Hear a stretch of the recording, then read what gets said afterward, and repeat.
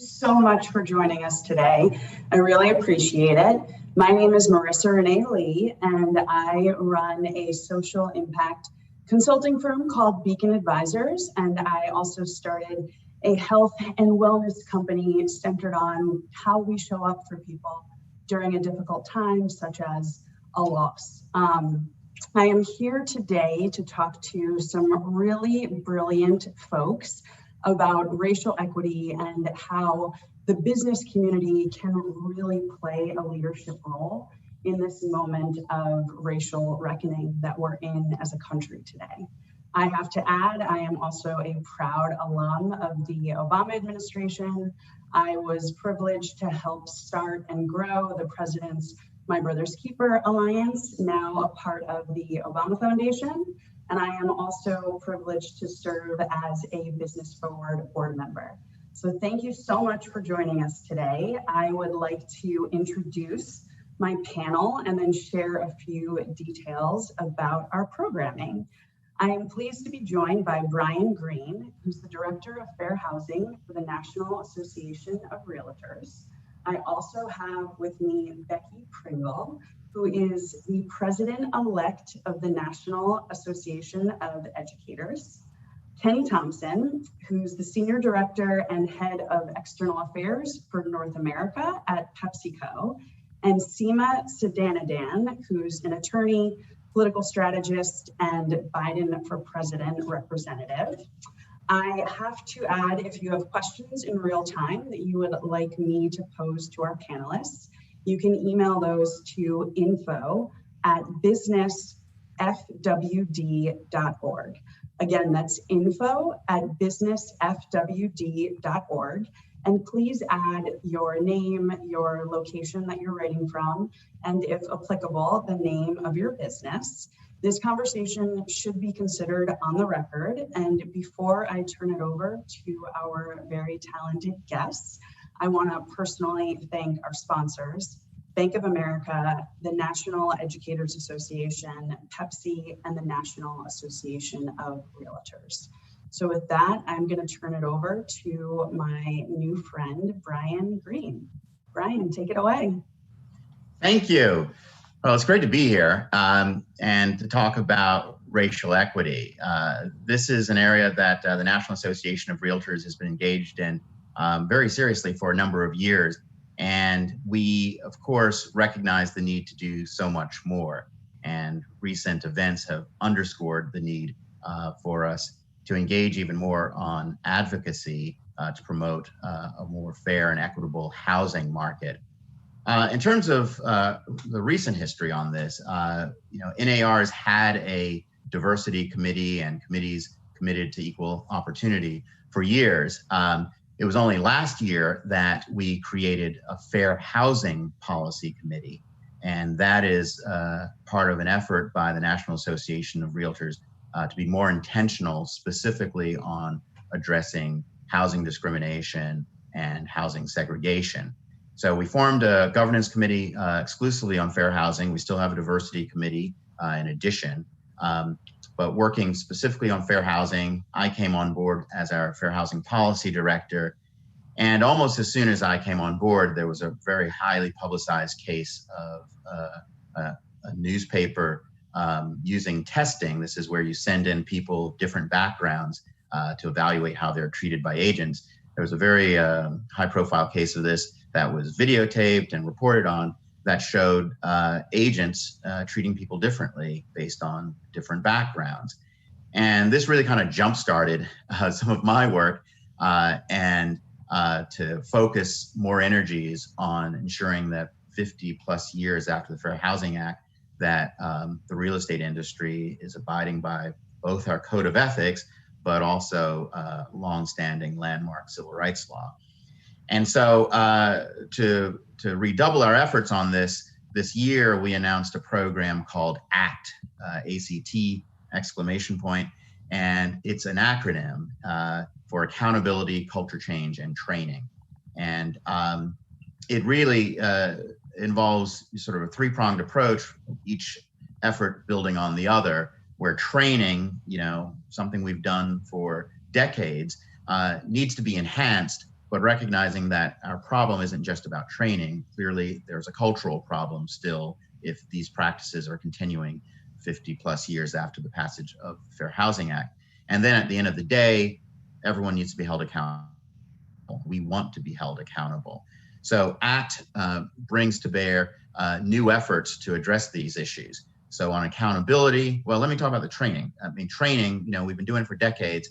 So training, we need to do it better, more than the typical classroom instruction. And so we rolled out implicit bias training this year, something that many of our members wanted, to recognize that sometimes in transactions, people aren't even aware of the ways in which they may be discriminating or steering people or treating people differently. It's all discrimination. So we're rolling that out and we're going deeper on that. Many of you know that Microsoft just put out a new flight simulator. We have decided we're going to put out a simulator that deals with housing transactions, that engages our members with different scenarios so they can gauge how they are treating people and how discrimination can occur. Really challenging people with actual scenarios to see how they are living their code of ethics. So that's something what we're doing right now. In terms of culture change, we need to recognize we still have a problem.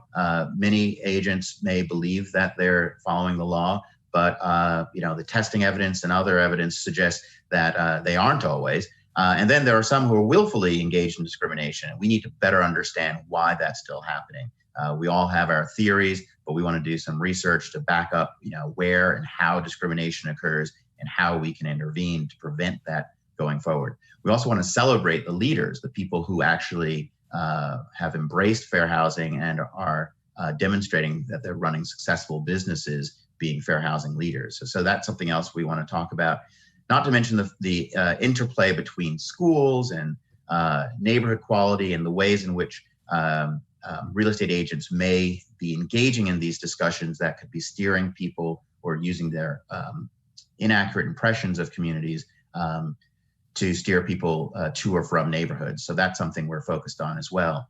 Then finally, accountability. As I said, at the end of the day, there's a federal law, there are state laws, there's our code of ethics. We need to make sure that all 1.4 million of our realtors are following that. And so that's a key area where we want to work with state governments to make sure we're being held accountable. We want to work with the federal government. We've supported greater funding for fair housing testing so that they can evaluate whether we are doing what we ought to and take enforcement when we aren't. We recognize that we benefit from strong, diverse, and inclusive neighborhoods. So that's what we want. We think that the history of discrimination, the history of segregation, which we were a part of, has thrown a spanner in the works in terms of the functioning of our economy, the functioning of our society at large, and we want to be part of that solution. So we're going to be engaging even more on policy. I described to you ACT, which largely deals with the housing transaction, and that's preventative. That's like the bare minimum we recognize we need to do. We need to make sure we're doing no harm, but we also need to engage in policy to recognize the harm that's already been done and how we can bring people forward, how we can address these problems and make sure that we're all now on an equal footing. So I look forward to talking to you more about this, but we're very excited about what we've been doing and the opportunity to engage more with government to do more. Thank you. It's great, Brian. Thank you so much. I also just want to say I really appreciate the recognition that it isn't just about doing the bare minimum, but what does it look like to be more proactive with regard to fair housing. So I just want to say I love that. Thank you. Kenny Thompson, you are up next. Tell me and everyone who's watching what is happening over at PepsiCo. Well, thanks, Marissa, and thanks to Business Forward and the DNC. What an awesome week it's been, and it's going to be an awesome night too. So at PepsiCo, we have roughly 117,000 employees based in the United States and all 50 states and territories. And our goal as a company, and frankly my job, is to invest in these communities across the country. They're the same places where we live, work, and serve. We employ folks from all backgrounds. Diversity strengthens the company, and we're committed to helping to build a society that delivers quality. PepsiCo's community engagement strategy is flexible. We do not believe in a one-size-fits-all approach. It just doesn't work. We have to be deliberate and specific, and working with community leaders and city officials to ensure we're doing the things that they need and not just what we're telling them. For example, in May, after seeing the disproportionate effects of COVID-19 in the Black and Latino communities, PepsiCo invested $7 million with the National Urban and Unidos US. This support is to help them with the immediate health-related effects, but also a longer-term economic revival in these 15 markets. And we wouldn't be able to do that, Marissa, if we weren't already engaged in these communities. We were able to act and efficiently because we already had these relationships with these city officials. Look, we're going to talk about this a little bit later, I'm sure, but consumers want to know what companies are doing. They want to know that the companies that they're buying their products for are engaged in the community. What's their day-to-day? Where are their resources going to? What's their budget say? As my former boss, Joe Biden, would say, and you may hear this tonight, don't tell me what you value, show me your budget, and I'll tell you what you value. Corporate responsibility is now a business imperative, and consumers want to know where we stand on issues like climate change or health and wellness and diversity. It's an imperative that we have to respond to. You can't just play the bottom line card anymore. And I think we've seen corporations and private sector move faster than they ever have, particularly over the course of the past 8 months. Knowing that systematic problems require systematic solutions, in June of this year, we announced a $400 million initiative intended to address racial injustice and social inequality. Our strategy focuses on 3 pillars, and we can get into this a little bit later too, but people, businesses, and communities. We're committed to using our scale for good, and we want our actions to spur others to get engaged as well. And I know across the spectrum, we're seeing so much activism, and that includes within our own company. We're seeing so many of our employees want to get engaged and want to know how they can support the upcoming election. We realize that we have an opportunity and a responsibility to show our support for a healthy democracy, dialogue in the public policy space, and responsible engagement in the political process. This year, we're engaging with new partners to make sure that our employees are able and prepared to vote.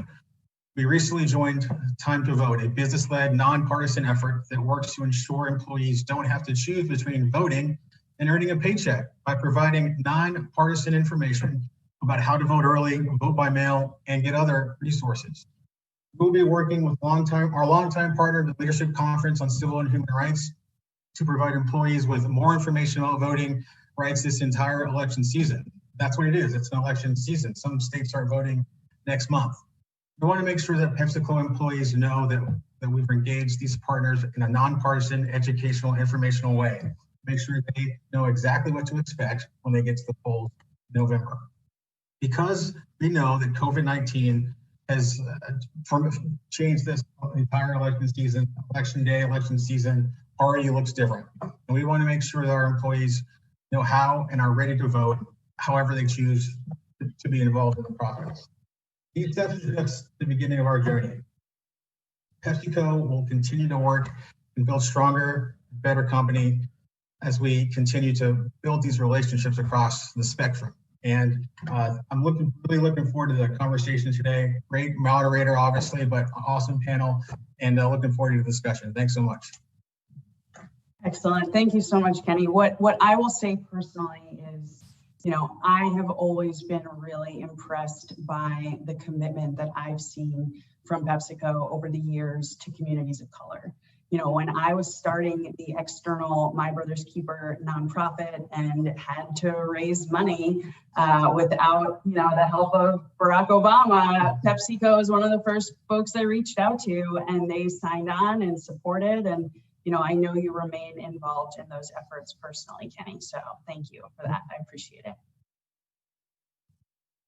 Becky, I am going to turn it over to you next. I'm excited to hear everything that you have to say around education and equity and the business community, especially in this very unique and challenging moment that our educators and our kids are living through right now.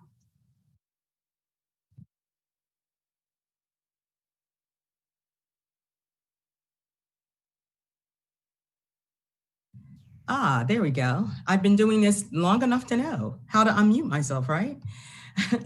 Thank you, Marissa. Let me just say, Marissa, giving a Black girl from a Baptist church tradition 5 minutes to make the case for racial justice, that's just mean. I get it. I'm sorry. Good afternoon, fellow racial and social justice patriots. You know, immigrant rights author and activist Stephen Lee said this about us boldly taking on the fight against injustice. We have nothing to lose but our chains. The structural inequality facing our communities, primarily drawn on racial lines, is ever present in our public education system. And it stands in the way of the opportunity for each and every child to reach their fullest potential. Public schools at their core are for and by the people. Thank you, Kamala, for that powerful reminder you gave us last night. She was fabulous. They are essential to our democracy. Quality public schools help us create a shared affirmative vision of a fair and inclusive society and build civic and cultural power, especially for marginalized communities. The future of our nation depends on our education, the education of our children. And in order to succeed as a nation, we must have a clear understanding of our nation's history that makes plain the structural root causes of racial inequities that we seek to end. That's why the delegates to our NEA National Convention 5 years ago, actually, committed the NEA to taking on institutional racism.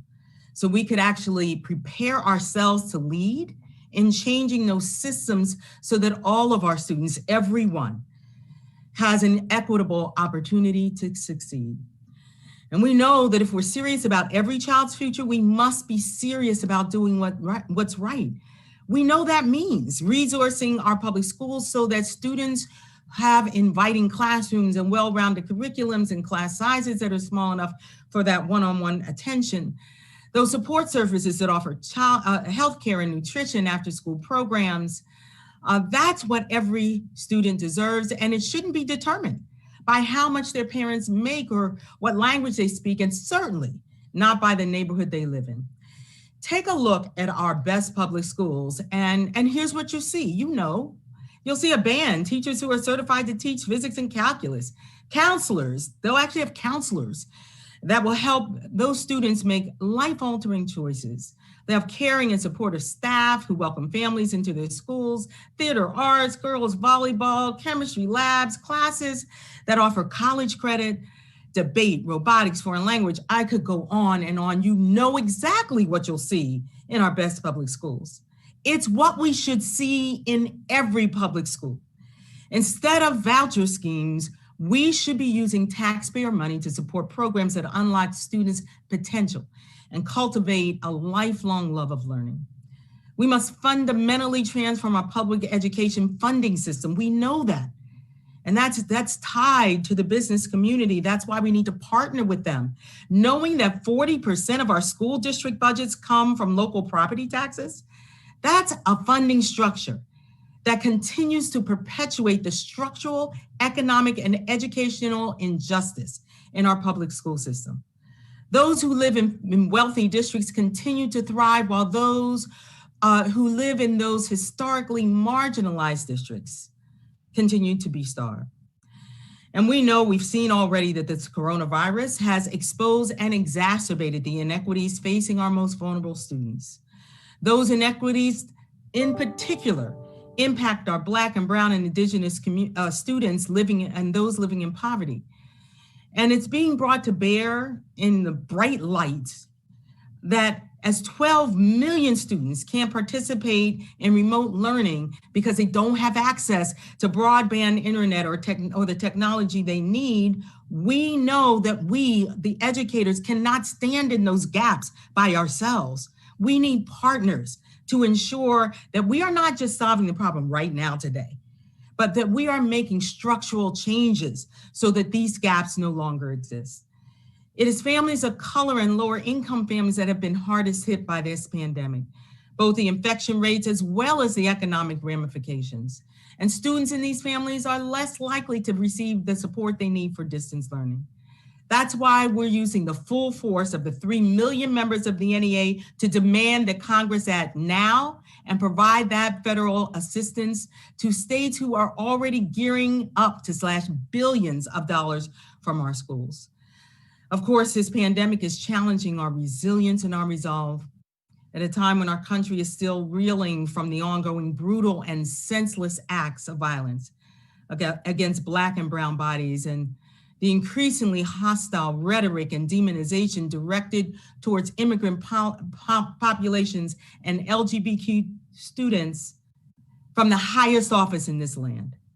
As educators, we are taking action to ensure our students are sanctuaries for our students, not a gateway to public and private prison systems. So we're training our members to end the school to prison pipeline, and we're using restorative practices. We're challenging the implicit biases that we know impact our students' ability to have access to opportunity and to reach towards that excellence. You know, we asked some of our student poets that we brought into the NEA to share their stories of injustice through spoken word. One of those poets' name was Nisha. She described the challenges she faced as a young person trying to find her way to get the support and encouragement, the resources and respect she needed to live into her brilliance. Nisha ended her story with this pointed question: do you hear me? She wanted to know that her teachers and paraprofessionals or counselors and custodians heard her. We promised Nisha that we did. We hear our students when they tell us that they know that because of the color of their skin, they still suffer from the institutionalized racism that impacts their schools and communities throughout a country that's still grappling with the sins of a homeland stolen and slavery and internment.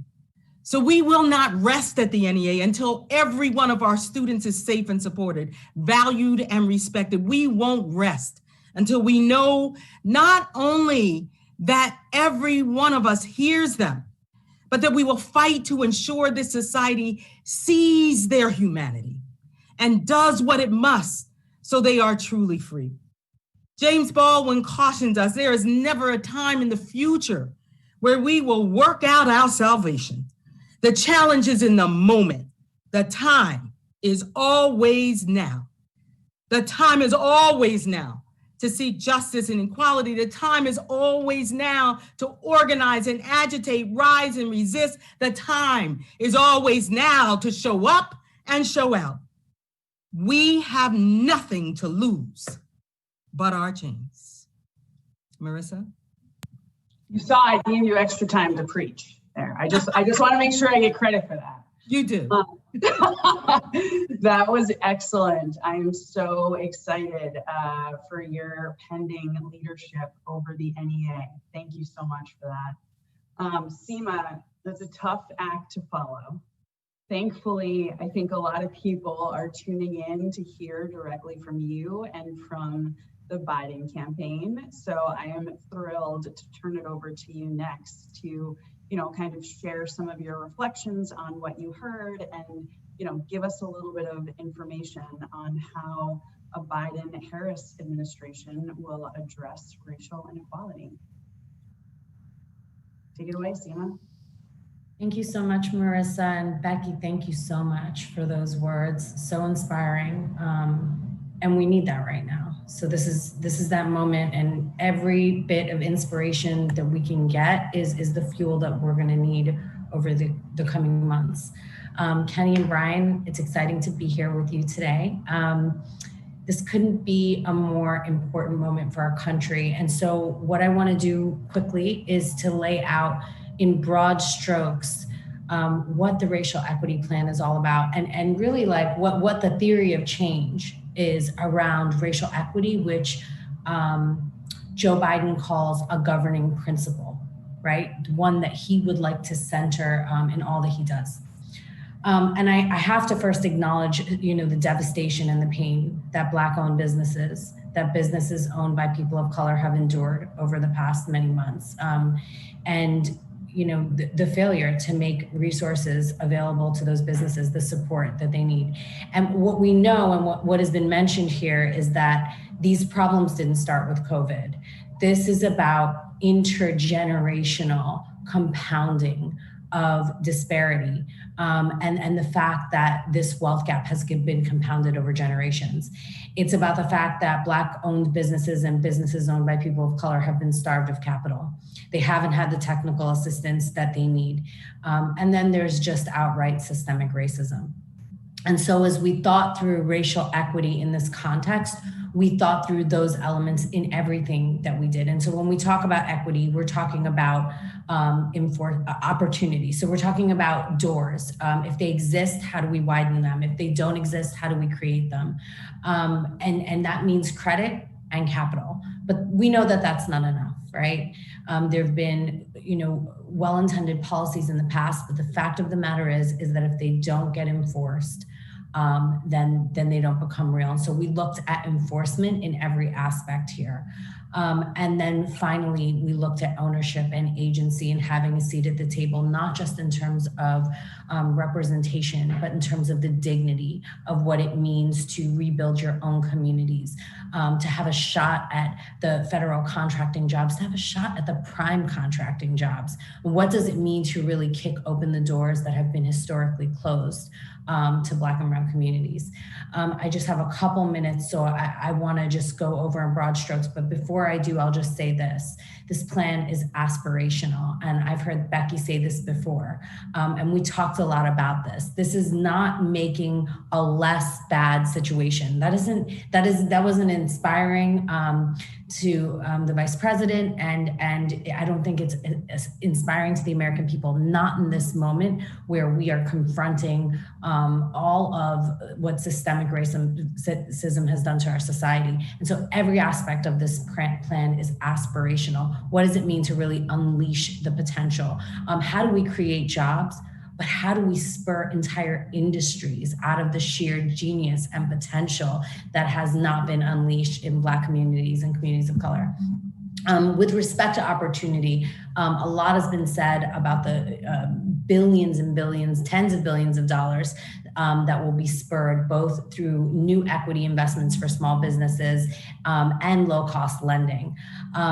There was a need, I think, as we looked at discrimination to empower entities that had historically served Black communities and communities of color. That means empowering and capitalizing Black-owned banks and banks owned by people of color that serve underserved communities. It means taking the one agency, federal agency, that's entire purpose is to support minority-owned businesses, that Minority Business Development Agency, and putting a significant amount of resources. It means not just thinking about how businesses owned by people of color can participate in this economy in a way they haven't, but looking at the global economy. There's so much more here in terms of procurement. I think I'm running out of time, but I do just want to say one thing. There is a pretty significant new criminal justice policy that is in the racial equity policy, and it's about creating the infrastructure to do automated mass record sealing. We cannot ignore the stigma and harm to closing the racial wealth gap that a criminal conviction has had on communities of color. And so Joe Biden has made this commitment to create the infrastructure that will allow us to clear those records en masse. I'll stop right there and leave some room for discussion. That's great. I did not know that about the mass record sealing. That is wonderful news. So thank you for sharing that with us today, Seema. For folks who are tuning in online, just a reminder, if you would like to share a question with the panelists, you can email that question to info@businessfwd.org. Again, that's info@businessfwd.org. So thank you again for that, Seema. I do have a question that came in earlier in our conversation that I'm actually going to give everyone an opportunity to respond to. This question is from Sheila Davidson in New York. She says, there is a groundswell of desire to support investment in closing the racial wealth gap. What is the most effective way for the private sector to partner with the public sector to close that gap? So Seema, since you just spoke, I'll actually turn it to you first. I'll just say a couple things. There are some pretty significant procurement related policies that are outlined in the Biden racial equity plan. And in that context, we are asking for the businesses that are receiving large federal contracts to actually have both transparency and accountability. We're asking for their partnership in having that type of transparency and accountability in terms of not only how they engage businesses owned by people of color as a part of the execution of their contract, but also looking at their own diversity practices and asking for transparency to those ends as well. I think also, the vision of Build Back Better is that the government make serious investments that are going to spur private sector job creation. And that's what Biden did when he was implementing the Recovery Act in 2009, and that's what he plans to do it again.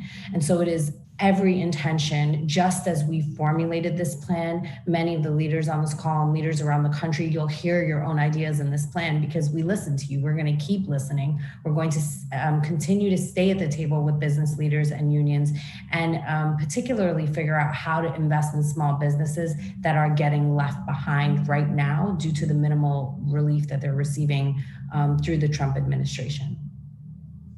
I love that, Seema. The idea of a president who listens, that is exciting. Brian, I'm going to turn to you next.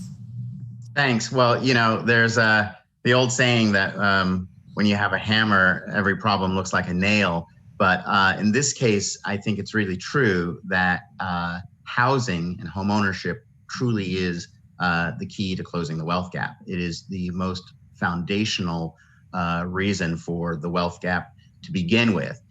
So if segregation, housing segregation in particular, and lack of home ownership is that thread that goes through almost any of the issues that we're discussing. If you pull on that issue on segregation, education inequality gets tugged. You pull on that, health disparities get tugged. I mean, we're seeing African Americans and Hispanics have 3 times the exposure to COVID right now and are dying from it at twice the rate of other Americans. You pull on the segregation thread and the whole economy really gets tugged. We're leaving just a lot of potential on the table by failing to address the wealth gap that is largely attributable to a history of lack of home ownership. And it's a multiplier effect. And there are folks like my friend Richard Rothstein and Mirza Baradaran and others who've just talked about this, and just so much wealth that is lost, was lost over the last century due to housing practices. And not to mention, for people who might remember more recently, just the subprime downturn and just what that lost for people. Lost for folks who had spent 30 years acquiring home ownership and wealth and that they could pass on to their family, and lost it all. So really, to address so many of these issues, we have to get behind partnerships that focus on how to close the home ownership gap. And I think there's lots of possibility for private companies who have been a part of this history to look for solutions where they can contribute to down payment assistance or other creative strategies to help people qualify today, to help create some restorative justice for the money that we've lost in this country because of this housing history. Absolutely. I mean, I completely agree. Kenny, what do you think? Yeah, I mean, listen to all the things Brian just listed. I mean, that's a situation that we're in: housing, education, workforce development. I think this is a portion of this is about access to capital. I want to make sure that Black people have the capital to start businesses. And if they have a bad month or a quarter, that it's going to be okay. They're going to be able to get through it. There is no flexibility right now. And how do we build back a system where the private sector is actively engaging in helping Black people own and open up businesses? I think at PepsiCo currently we are working on several programs, partnering with Urban League and NAACP to start these types of small loan and grant programs that can help sustain businesses through this tough time, but also have the ability to open up new businesses in the new year. There's so many different pillars that need to be addressed, and access to capital is quite, in my view, one of the top priorities. Also, obviously, housing is another priority. So, how can we get money in the hands of Black business owners, both startups or mom and pop restaurant that's been on the corner for a long time, that are the pillars of these communities? How can we make sure that they can get through these tough times? Because we know there will be another pandemic of some sort eventually. So are we going to be prepared the next time? I think right now, if we start to make those investments, then we'll be in a much better place to weather the storm. Completely agree. Thank you, Kenny. Becky, is there anything you'd like to add? You got to unmute. I've only been doing this for 6 months. So as a teacher for over 30 years, I actually believe that education is at the core of every problem. It's the solution to everything. And so a couple of things I just want to add. In terms of partnering in the public sector of education, we absolutely understand that every one of the systems, that social systems that provide our students an opportunity to learn, impact whether or not we are going to actually bring about racial and social justice in this country, honestly. And so when we think about the work we have to do, we are working in partnership with others because we know that it all compounds. So we're talking about housing insecurity, food insecurity. We're talking about ensuring that our students have health care. All of those systems impact whether our students learn or not. So we are looking to establish those partnerships at the national level, at the state level, at the local level, and we're actually partnering with our locals to lead on creating what we call community schools. And in those community schools, which by the way, we've seen evidence during this coronavirus pandemic, have done so much better than others because they already had those systems, processes, and structures in place that allowed for that partnership between business and banks and healthcare systems and all of them. They came together in this crisis and their students fared so much better. So it is about that partnership and beginning with at that very basic level of educating. We want to partner with the business community to help us with things like financial literacy in our schools, so our students graduate with that level of understanding, so that as they go into their careers or into higher education, they already have that foundation. So we want to reach out, and we want businesses and other organizations in the community to reach out to us, so together we can ensure that every one of our students is prepared to actually not only close these gaps, but to excel. Wonderful. Thank you, Becky. Housing is on a lot of folks' minds right now. And so this next question that came in from Charlotte, North Carolina, from Mary, I'm going to send it your way, Brian. She says, evictions and homelessness will no doubt be a crisis as the Biden-Harris administration begins. With people of color being more severely impacted, what plans are being considered, and how quickly can the Department of Housing and Urban Development put policies in place to address this issue? And Seema, if you would like to weigh in on that as well, happy to. But Brian, you first. Yeah, well, I would agree that we will see a spike. We're already, I think, seeing some spikes. And this is going to be a major issue. I think the good news is that HUD does have programs in place. I mean, homelessness has been with us for quite a while. It has programs in place that really can be activated to better address these issues. A lot of it is a funding issue and a commitment issue.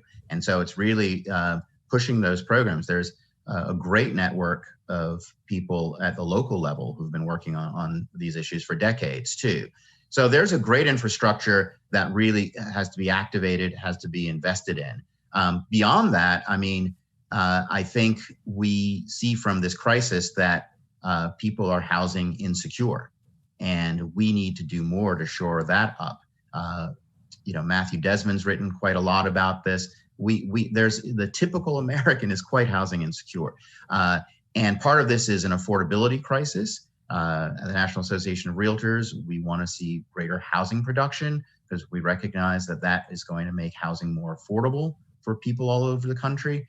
So all of these things we have to do. I think, we actually know some of these solutions, and we really just have to activate them, fund them at the levels that are necessary. And I want to say also, I think, state and local governments can do quite a lot on the eviction problem too, in recognition of many of these matters being state and local matters.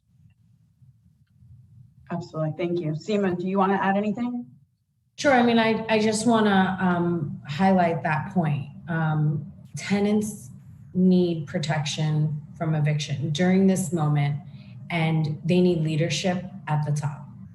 And so one of the things that's a priority for Joe Biden and a Biden-Harris administration is to actually show up, to provide that leadership, to work with localities to make sure that tenants are being protected from eviction during and after the crisis. Folks are going to need a moment to get back on solid ground. And so that those eviction diversion programs are something that Joe Biden is thinking a lot about. But I just also want to address something that Becky said earlier. I think that what Becky is talking about is a view that's shared by Joe Biden and Kamala Harris, which is that when we think about systemic racism, when we think about the things that are really holding communities back and preventing us as a society from closing that racial wealth gap, we have to think of it holistically. It is about investment, it's about credit, it's about capital, it's about technical support, but it's about people. That's the most important thing. And what people need is, yes, they need housing. Yes, they need education. Yes, they need to not get sick, but they also need to be able to be healthy and all of the things that have to do with the environment. So just a thought as we move forward, and wanted to highlight that, what Becky was referencing, that as we seek to close this racial wealth gap, we have to think of people holistically, and we have to think of the problem holistically. I also just want to highlight, with respect to housing, what the disparity, what we're talking about, particularly to the extent that home ownership has historically been a pathway to the middle class for many people in many communities. Right now, approximately 70% of white families own their home. And just compare that to about 40% of Black families own their home. This is a huge disparity, and this contributes and amplifies this racial wealth gap. So there are significant efforts that Biden has laid out, including helping Black and brown families buy their first home. So that's a $15,000 first down payment tax credit, and that's a significant measure. Additionally, there is a need to combat discrimination in the housing system and look at exclusionary zoning. And so any state that would receive community development block grants under a Biden-Harris administration will have to develop a strategy for inclusionary zoning. And we know that communities are driven into poverty when they remain segregated through these zoning laws. And so this has to be a part of our plan, both to make housing affordable and accessible, but also to lift up each and every community across our society. Brian, do you want to add something? Yes. I was just going to say also, if we want to also keep everyone, who is a landlord, and many landlords are small landlords, if we want to keep them in their houses, we also need to make sure that we provide rental assistance to tenants. I mean, this would be this is really the number one need, and the investment we have to make in time at the right time to keep people in their homes, because it's a ripple effect. We can't, prevent landlords from paying their mortgages too. So providing the rental assistance that's necessary, both to keep the tenant in their home and to keep landlords from proceeding with eviction, is just critical, or else we're going to have a ripple effect throughout the economy. And, that's just, it seems like it's common sense, but, landlords are throughout the country providing this necessary housing need, and we need to make sure that they don't lose their shirts in this too. Absolutely, that makes perfect sense, especially since, to your point, most landlords are actually smaller business owners. They need support too. Becky, I am going to steer the conversation away from housing for a moment and toward education. I am someone who was educated in public schools as a kid and am a firm believer in our public education system. I am also someone who is super concerned right now about our kids, as we're going through this pandemic moment, not to mention, the normal challenges of just trying to successfully educate children via an underfunded, unfortunately, public school system. And so my question for you, Becky, is, what can the business community do, since lots of the folks watching right now are small and big business owners, to support public education, both in this crisis moment that we're in right now, but even beyond? So, Marissa, let me begin by sharing this, that at the NEA, this is our focus: to lead a movement to reclaim public education as the common good it should be, seen as the foundation of our democracy. And then we have to transform it, all that I said, because it is not an equitable system.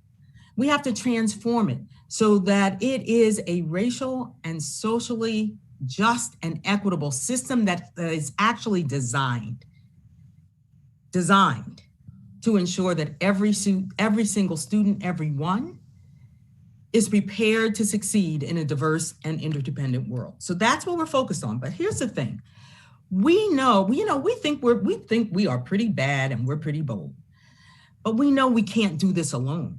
That we have to, this society has to embrace its shared responsibility to do just that.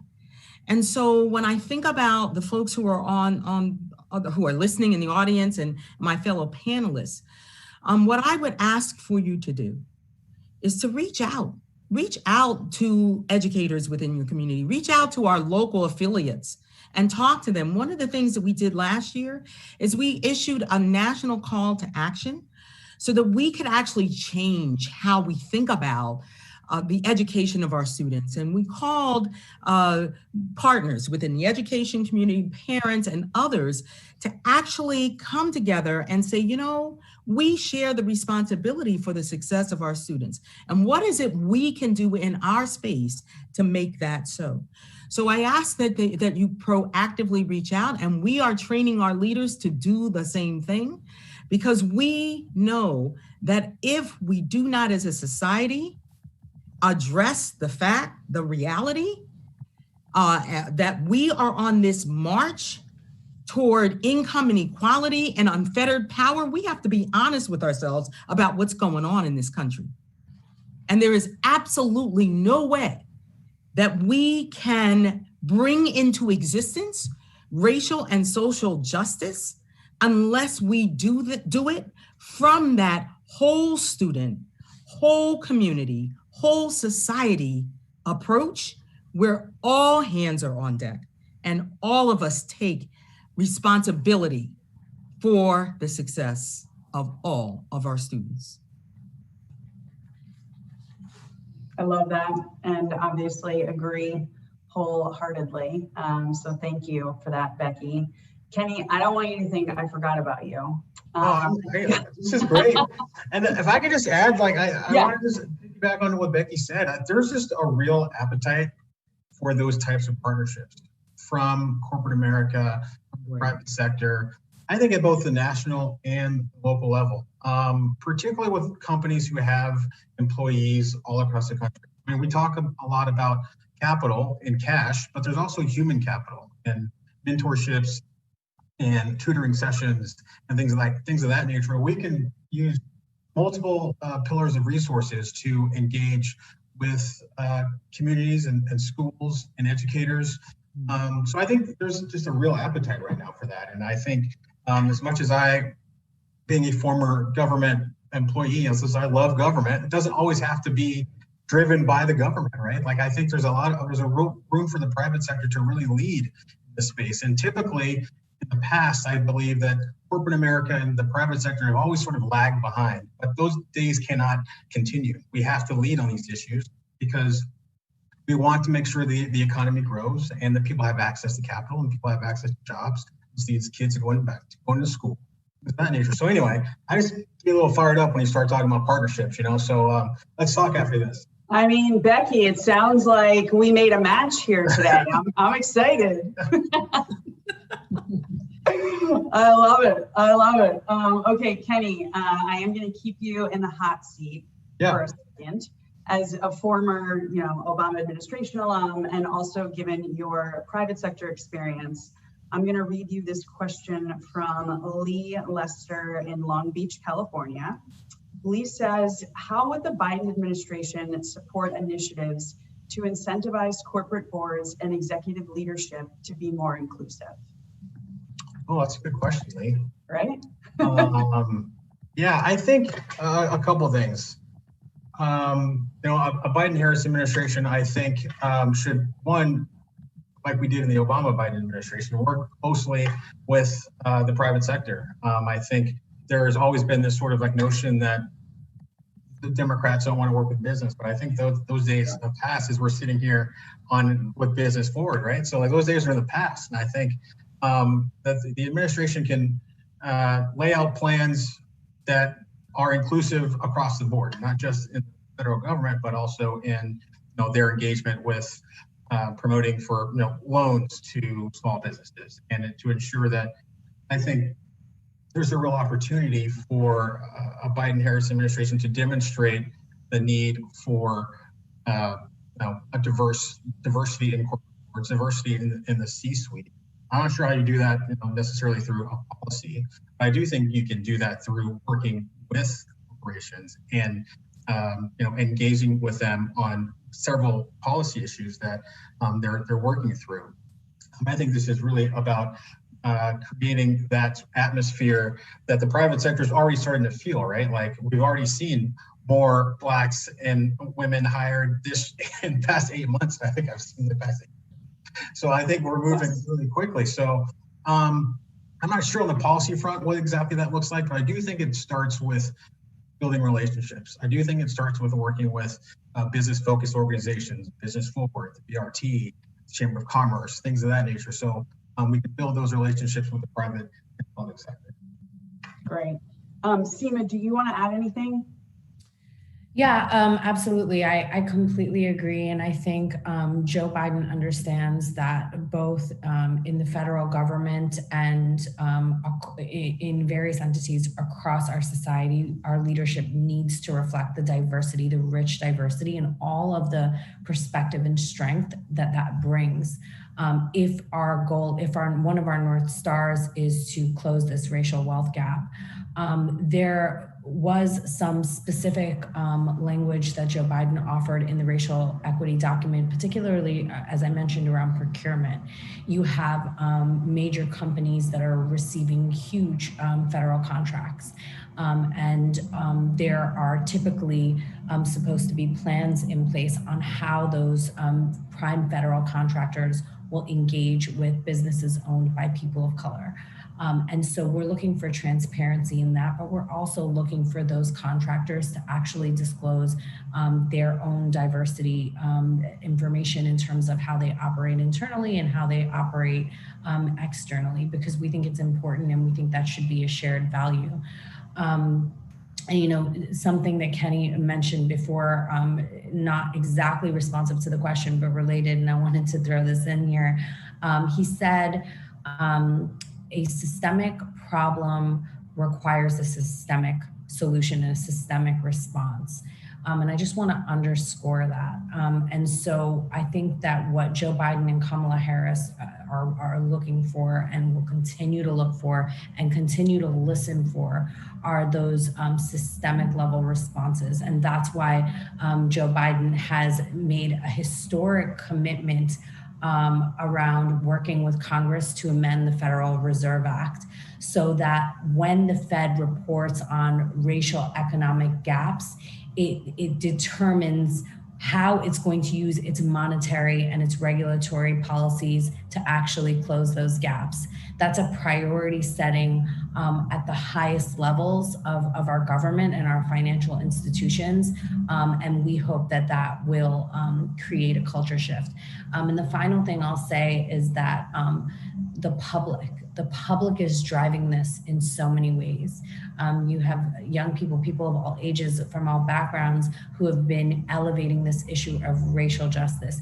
And you see private companies responding, you see electeds responding, you see many leaders like the ones who are on this call who have been saying this for a very long time, getting that support that they need to take those actions and to be able to receive the support from their peers. So I think that as much as this is a public-private partnership issue in terms of seeing that diversity in corporations, it's an issue that really involves every single American out there. As you continue to call for racial justice, you're seeing the changes in real time at a pace that we've never seen before in the history of our country. So I'm grateful for everything that's being done, and the Biden-Harris team will continue to listen and to do everything in its power to work towards solutions. Thank you, Seema. So we have a little less than 3 minutes remaining. I feel like it's important for me to note that I just keep hearing the same themes, throughout this past hour. This idea that, the problem that we're facing around racism is systemic. Therefore, we need massive systems change across our entire country. It isn't just about business. It's not just about education. It's not just about housing. It's not just about the government. It's literally all of the above. And so given that, and also given everything that we've heard from Seema around, the Biden-Harris administration and how they intend to lead and how interested they are in listening, I want to hear from Becky, Brian, and Kenny super briefly. If we have a Biden-Harris administration in January 2021, what is the first thing that you want to work with them on to address this issue of racial inequality? You got to go fast. Kenny, you're up first. First, I want Biden-Harris administration to double their efforts on community colleges around the country, really, and HBCUs. Love it. Becky. I want the Biden-Harris administration to continue to do what they've done, which is to listen to educators. And we love that Dr. Jill Biden will be in the White House. And we want them to resource heavily community schools. I love it. Brian. All right, I'm going to try to make this a twofer. I want them to support stronger fair housing enforcement in the federal government and create a task force to bring together these issues that we're talking about for systems change, because they're all, as this panel's proven, interrelated. That was great. You got them both in there just in time, Brian. Thank you. Seema, I hope you were taking extensive notes, but if not, this was recorded. So I'll make sure you get all of the information to take back to the campaign. Everyone who joined us this afternoon, we really appreciate you tuning in, and we hope you check out the rest of the convention programming. Thank you so much, and a huge thank you to our panelists and our sponsors, and especially to Business Forward for putting all of this together. Thank you. Thank you.